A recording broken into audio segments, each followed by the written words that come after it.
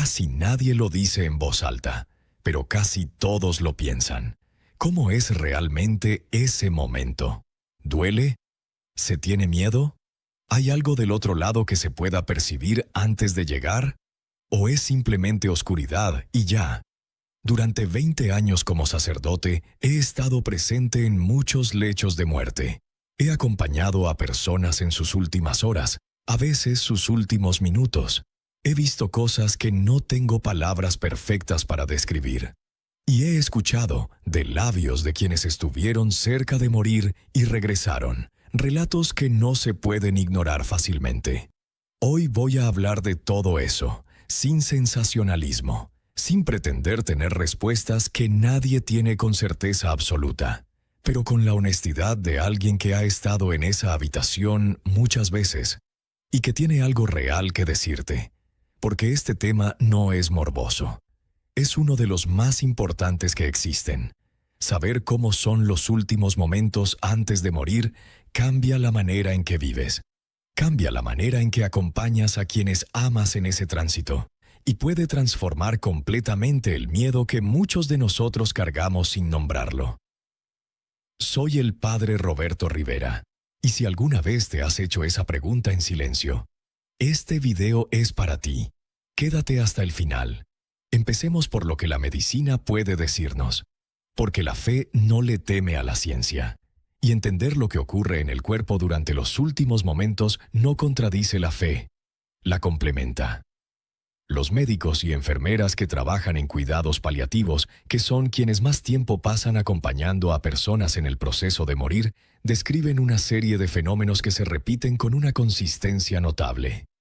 En las últimas horas o días de vida, el cuerpo comienza un proceso gradual de desconexión. La persona duerme más, come menos, habla menos. El mundo exterior empieza a importarle menos, y algo interior empieza a captar más su atención. Uno de los fenómenos más documentados y menos comentados en público es lo que los especialistas en cuidados paliativos llaman visiones en el lecho de muerte. En estudios realizados en distintos países, entre el 50 y el 80% de los pacientes en proceso de morir reportan haber visto o sentido la presencia de personas fallecidas, familiares, amigos, figuras que les generan una paz profunda. Esto no es alucinación por medicación en la mayoría de los casos. Ocurre también en pacientes que no reciben sedantes. Ocurre en personas con distintas culturas y creencias. Y lo más llamativo es el efecto que produce. Casi invariablemente, quienes tienen estas experiencias muestran una reducción significativa del miedo y de la ansiedad.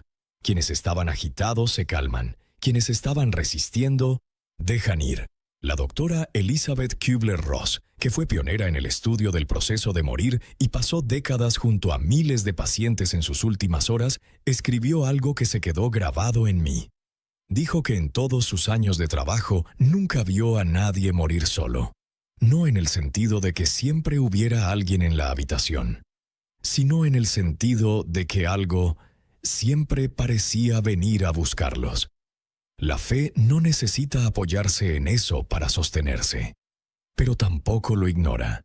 Y para quien ha acompañado a alguien en sus últimas horas, ese testimonio resuena con algo que las palabras no alcanzan a describir completamente. ¿Estuviste presente en los últimos momentos de alguien? ¿Viste o escuchaste algo que no supieras cómo explicar? Puedes compartirlo en los comentarios si quieres. A veces poner en palabras esas experiencias es la primera vez que alguien realmente las procesa. Ahora déjame contarte lo que yo he visto, no como argumento teológico, como testigo. Hace varios años fui llamado a administrar los últimos sacramentos a una mujer de 78 años. La llamaré Consuelo.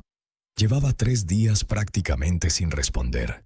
Su hija me llamó porque quería que su madre recibiera la unción de los enfermos antes de morir, aunque no estaba segura de que su madre pudiera escucharla ya. Entré a la habitación, me acerqué y comencé a rezar en voz alta, no en voz de misa solemne, en voz de conversación, como si le hablara directamente a ella. Y en el momento en que pronuncié las palabras de la absolución, Consuelo abrió los ojos. no de manera confusa, como quien despierta de un sueño profundo, de manera clara. Me miró directamente, y en su cara ocurrió algo que no sé describir de otra manera que como reconocimiento. Como si algo en ella supiera exactamente lo que acababa de recibir. Murió 4 horas después, en completa calma. Su hija me dijo después que en esas 4 horas fue la persona más serena que había visto en su vida, sin agitación, sin resistencia, como alguien que está esperando que salga el tren y sabe que el destino es bueno. No es la única historia así que tengo. Son muchas, demasiadas para ser coincidencia. He visto personas que no habían hablado en días pronunciar un nombre con claridad en sus últimos minutos. Nombres de personas fallecidas hace años. He visto rostros tensos durante días relajarse completamente en el momento de la muerte, con una expresión que los familiares describen siempre de la misma manera: paz. Una paz que no habían visto antes en esa cara ni en ese cuerpo. He visto personas que tenían un miedo profundo a la muerte durante toda su vida. Llegar a ese último momento con una serenidad que sus propios hijos no entendían.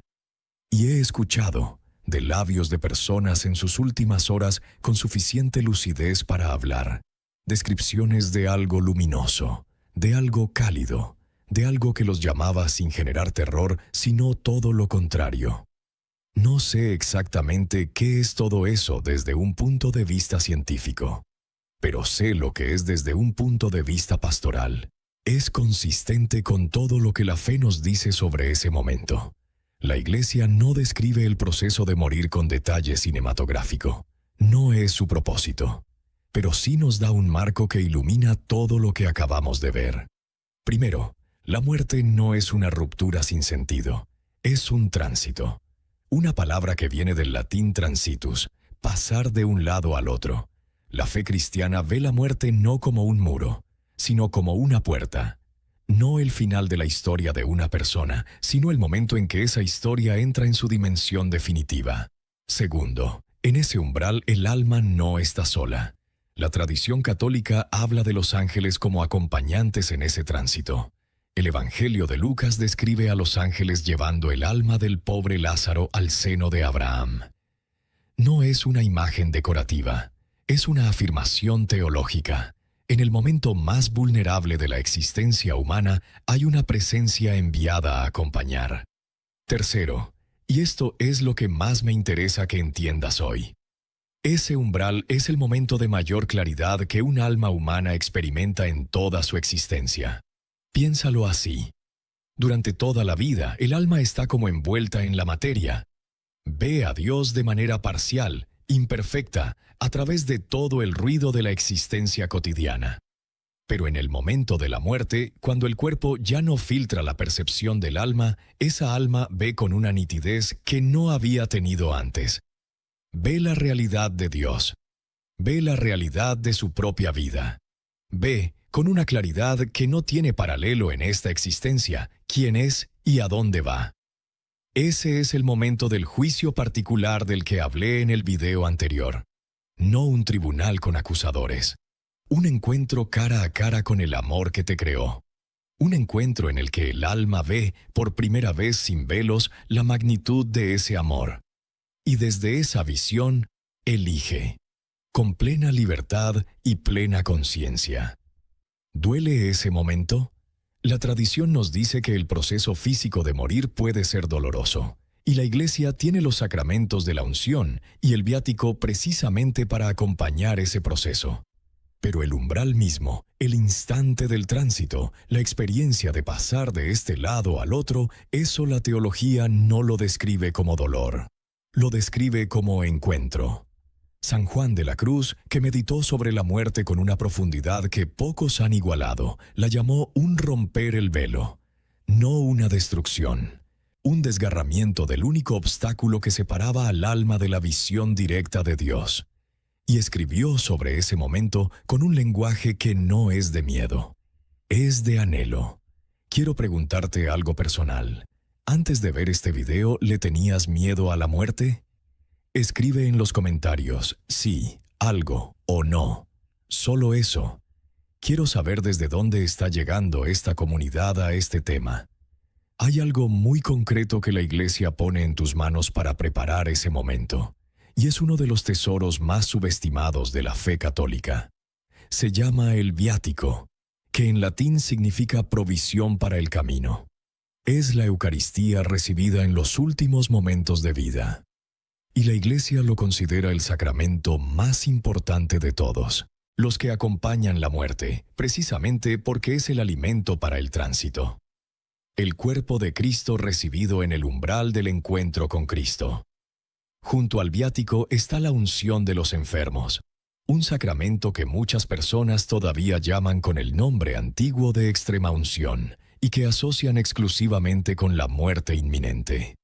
Pero la Iglesia lo ofrece a cualquier persona que enfrente una enfermedad grave o la vejez. No es el sacramento de los que van a morir esta noche, es el sacramento de los que necesitan la gracia de Dios en la enfermedad y en la fragilidad.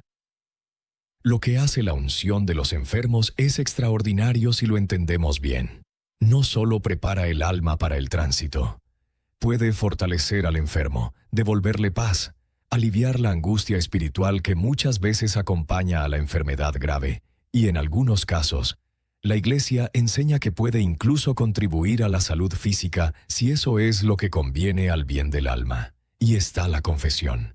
Recibir el perdón de Dios antes de ese encuentro cara a cara con Él.